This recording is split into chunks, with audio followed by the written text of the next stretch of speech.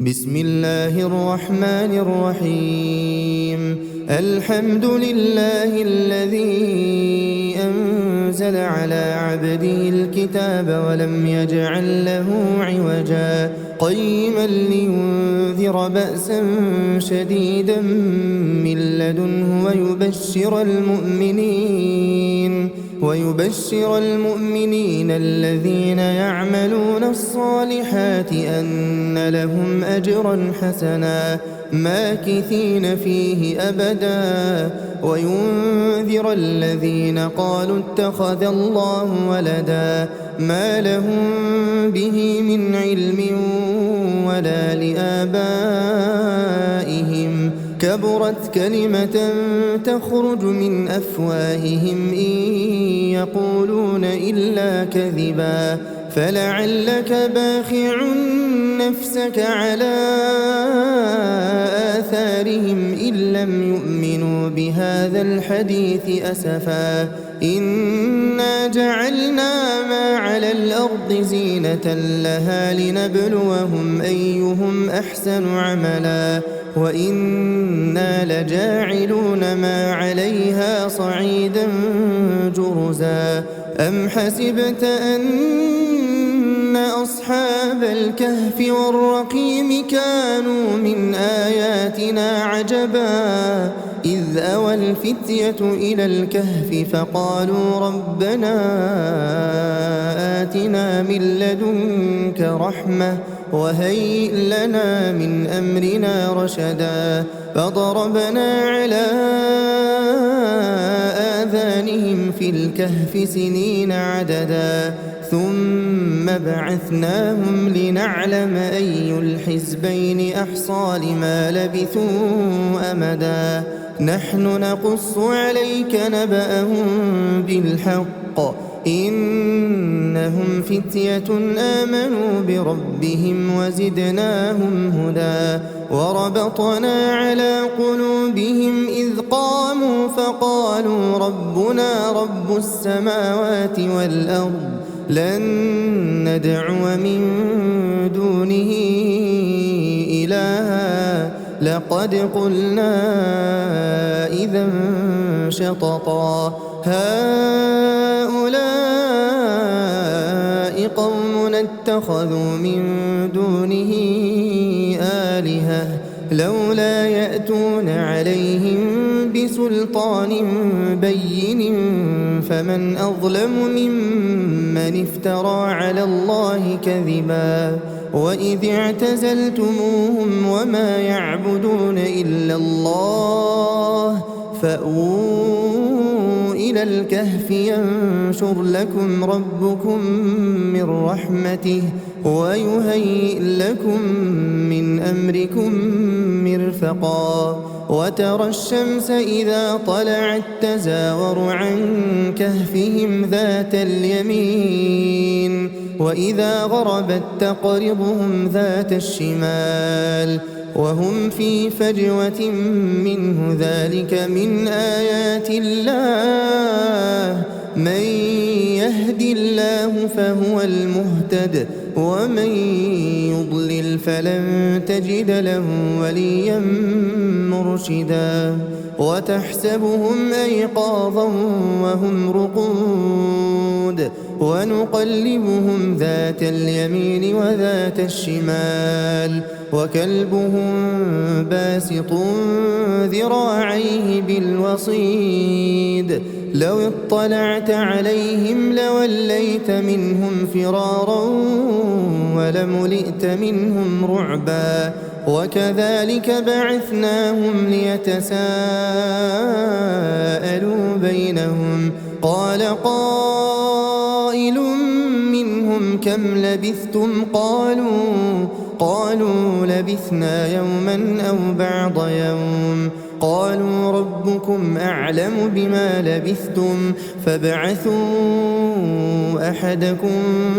بورقكم هذه إلى المدينة فلينظر أيها أزكى طعاما فليأتكم برزق منه وليتلطف ولا يشعرن يشركون بكم أحدا إنهم إن يظهروا عليكم يرجموكم أو يعيدوكم في ملتهم ولن تفلحوا إذا أبدا وكذلك أعثرنا عليهم ليعلموا أن وعد الله حق وأن الساعة لا ريب فيها إذ يتنازعون بينهم أمرهم فقالوا بنوا عليهم بنيانا ربهم أعلم بهم قال الذين غلبوا على أمرهم لنتخذن عليهم مسجدا سيقولون ثلاثة رابعهم كلبهم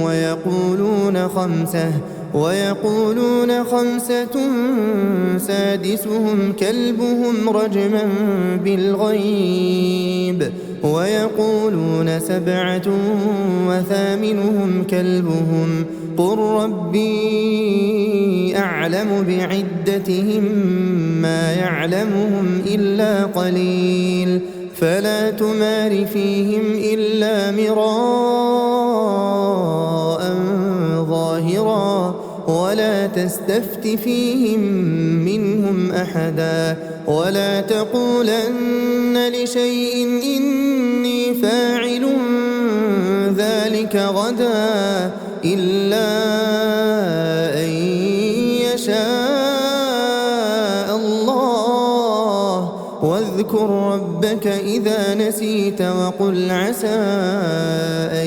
يهديني ربي لأقرب من هذا رشدا ولبثوا في كهفهم 300 سنين وازدادوا 9 قل الله أعلم بما لبثوا له غيب السماوات والأرض أبصر به وأسمع ما لهم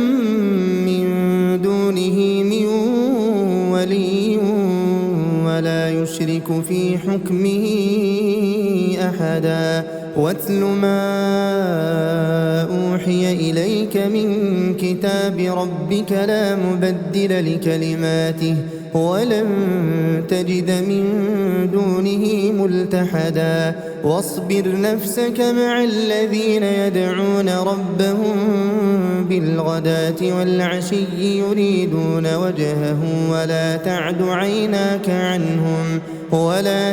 عيناك عنهم تريد زينة الحياة الدنيا ولا تطع من أغفلنا قلبه عن ذكرنا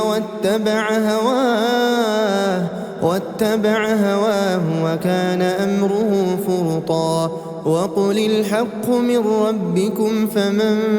شاء فليؤمن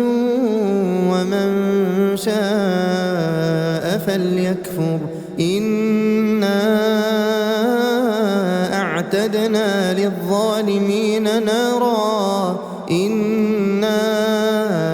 أعتدنا للظالمين نارا أحاط بهم سرادقها وإن يستغيثوا يغاثوا بماء كالمهل يشوي الوجوه بئس الشراب وساءت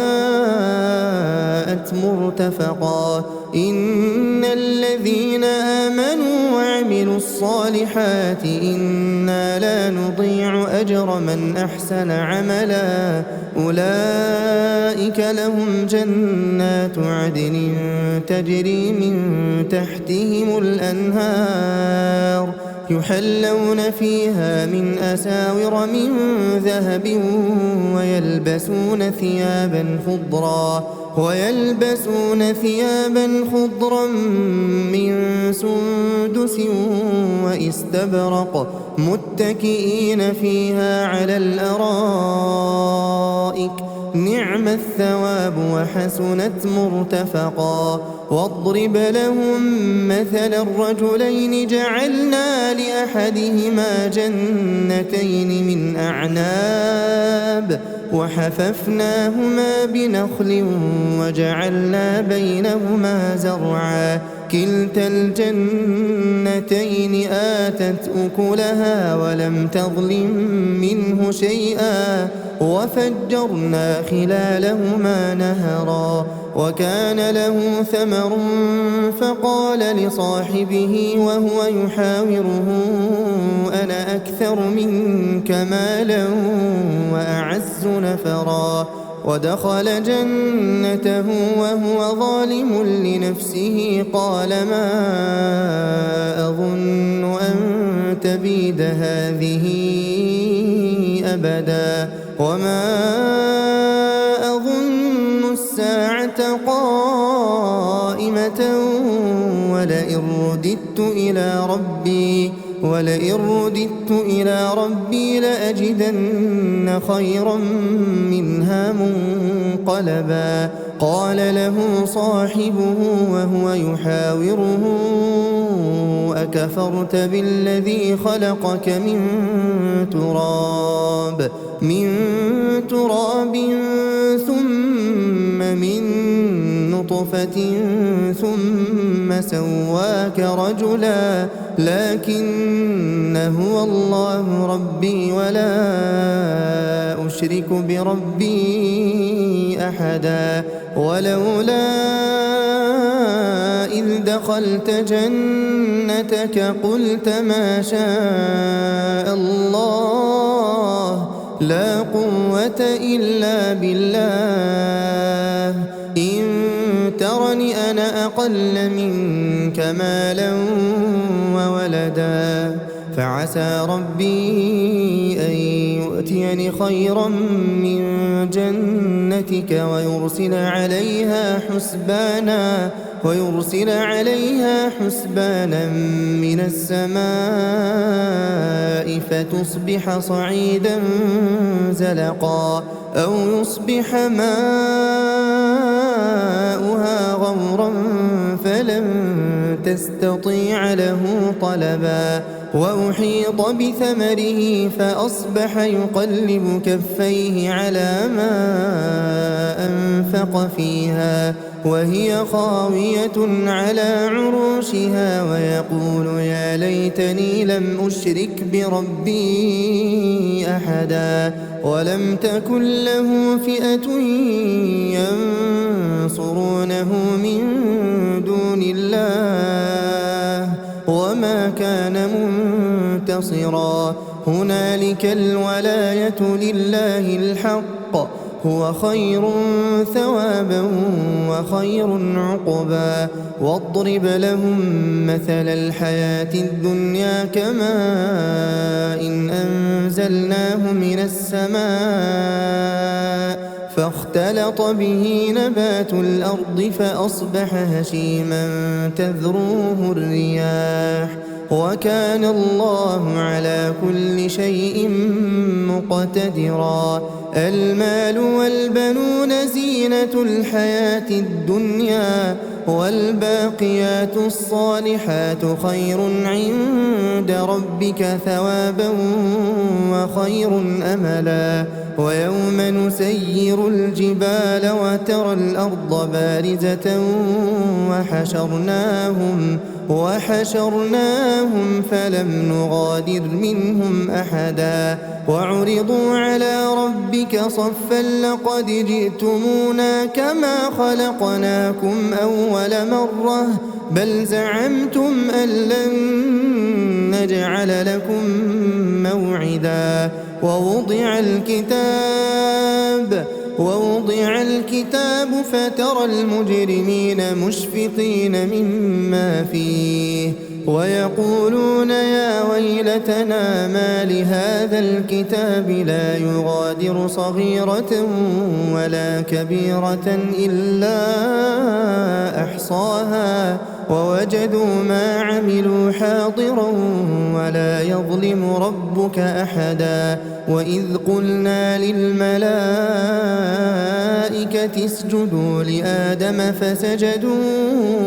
إلا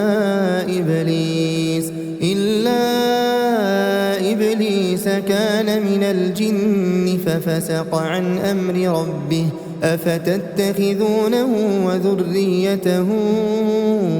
أولياء من دوني وهم لكم عدو بئس للظالمين بدلا ما أشهدتهم خلق السماوات والأرض ولا خلق أنفسهم وما كنت متخذ المضلين عضدا ويوم يقول نادوا شركائي الذين زعمتم فدعوهم فلم يستجيبوا لهم وجعلنا بينهم موبقا ورأى المجرمون النار فظنوا أنهم مواقعوها ولم يجدوا عنها مصرفا ولقد صرفنا في هذا القرآن للناس من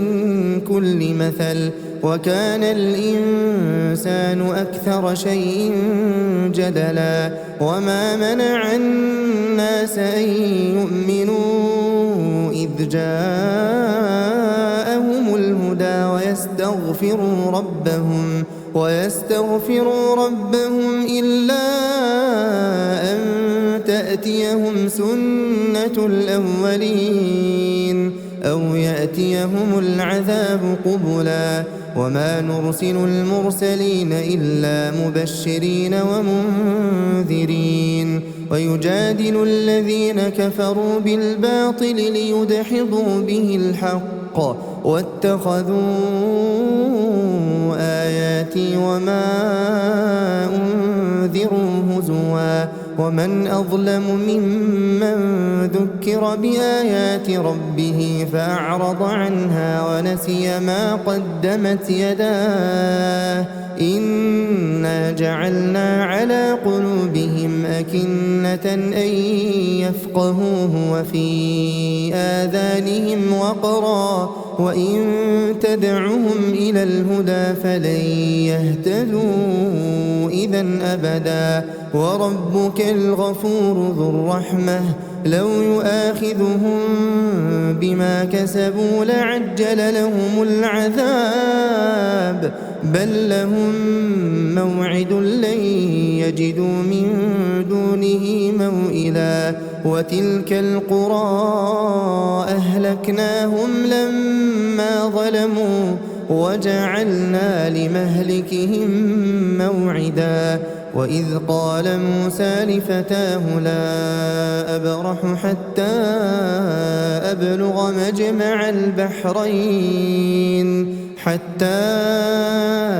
أبلغ مجمع البحرين أو أمضي حقبا فلما بلغا مجمع بينهما نسيا حوتهما فاتخذ سبيله في البحر سربا فلما جاوزا قال لفتاه آتنا غداءنا لقد لقينا من سفرنا هذا نصبا قال أرأيت إذ أوينا إلى الصخرة فإني نسيت الحوت وما أنسانيه إلا الشيطان أن أذكره واتخذ سبيله في البحر عجبا قال ذلك ما كنا نبغي فارتدا على آثارهما قصصا فوجدا عبدا من عبادنا آتيناه رحمة من عندنا وعلمناه من لدنا علما قال له موسى هل أتبعك على أن تعلمني مما علمت رشدا قال إنك لن تستطيع معي صبرا وكيف تصبر على ما لم تحط به خبرا قال ستجدني إن شاء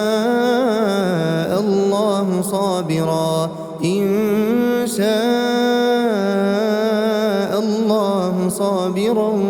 ولا لك أمرا. قال فإن اتبعتني فلا تسألني عن شيء حتى أحدث لك منه ذكرا. فانطلقا حتى إذا ركبا في السفينة خرقها قال أخرقتها لتغرق أهلها لقد جئت شيئا إمرا. قال ألم أقل إنك لن تستطيع معي صبرا. قال لا تؤاخذني بما نسيت ولا ترهقني من أمري عسرا. فانطلقا حتى إذا لقيا غلاما فقتله. قال أقتلت نفسا زكية بغير نفس لقد جئت شيئا نكرا. قال ألم أقل لك إنك لن تستطيع معي صبرا. قال إن سألتك عن شيء بعدها فلا تصاحبني قد بلغت من لدني عذرا. فانطلقا حتى إذا أتيا أهل قرية استطعما أهلها فأبوا أن يضيفوهما فوجدا فيها جدارا يريد أن ينقض فأقامه. قال لو شئت لاتخذت عليه أجرا. قال هذا فراق بيني وبينك سأنبئك بتأويل ما لم تستطع عليه صبرا. أما السفينة فكانت لمساكين يعملون في البحر فأردت أن أعيبها وكان وراءهم ملك يأخذ كل سفينة غصبا. وأما الغلام فكان أبواه مؤمنين فخشينا أن يرهقهما طغيانا وكفرا. فأردنا أن يبدلهما ربهما خيرا منه زكاة وأقرب رحما. وأما الجدار فكان لغلامين يتيمين في المدينة وكان تحته كنز لهما وكان أبوهما صالحا. فأراد ربك أن يبلغا أشدهما ويستخرجا كنزهما رحمة من ربك وما فعلته عن أمري ذلك تأويل ما لم تسطع عليه صبرا. ويسألونك عن ذي القرنين قل سأتلو عليكم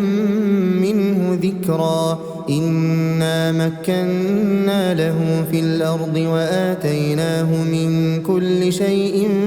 سببا. فأتبع سببا حتى إذا بلغ مغرب الشمس وجدها تغرب في عين حمئة ووجد عندها قوما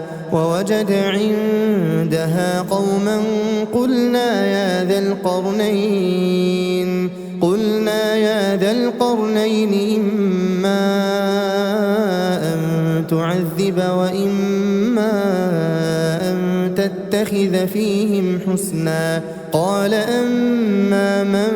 ظلم فسوف نعذبه ثم يرد إلى ربه فيعذبه عذابا نكرا. وأما من آمن وعمل صالحا فله جزاء الحسنى وسنقول له من أمرنا يسرا. ثم أتبع سببا حتى إذا بلغ مطلع الشمس وجدها تطلع على قوم لم نجعل لهم من دونها سترا كذلك وقد أحطنا بما لديه خبرا ثم أتبع سببا حتى إذا بلغ بين السدين وجد من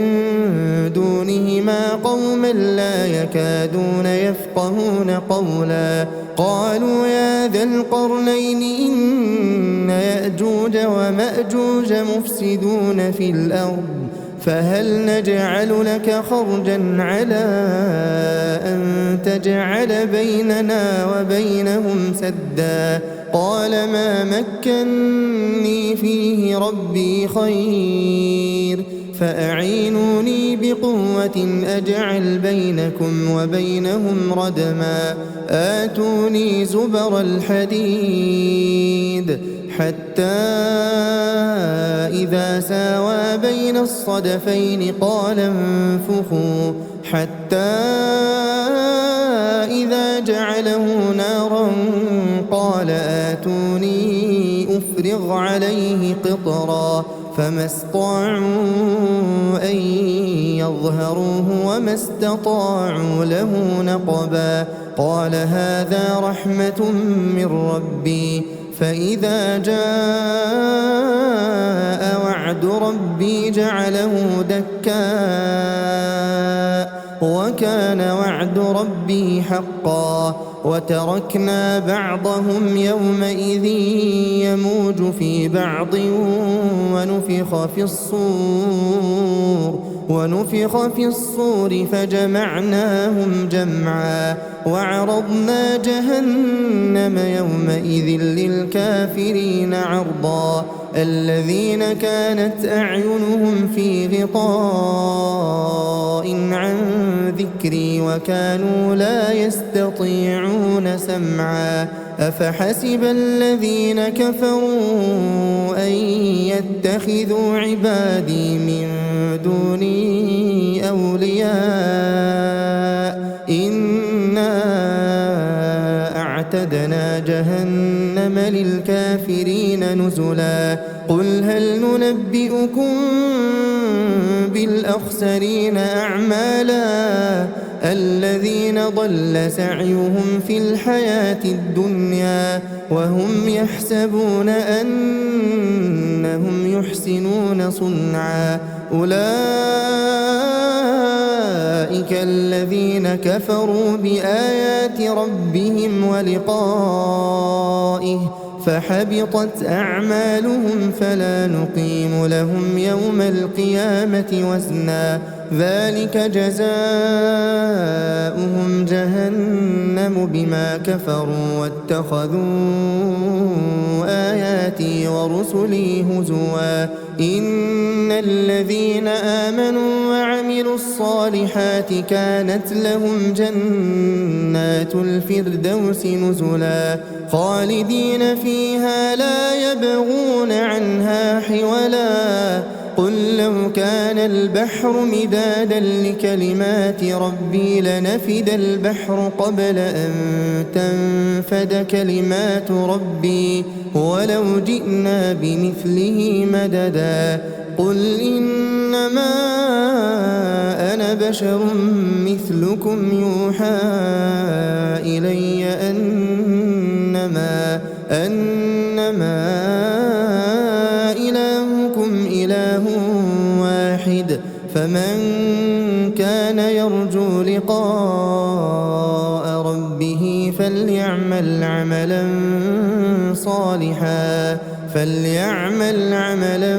صالحا ولا يشرك بعبادة ربه أحدا.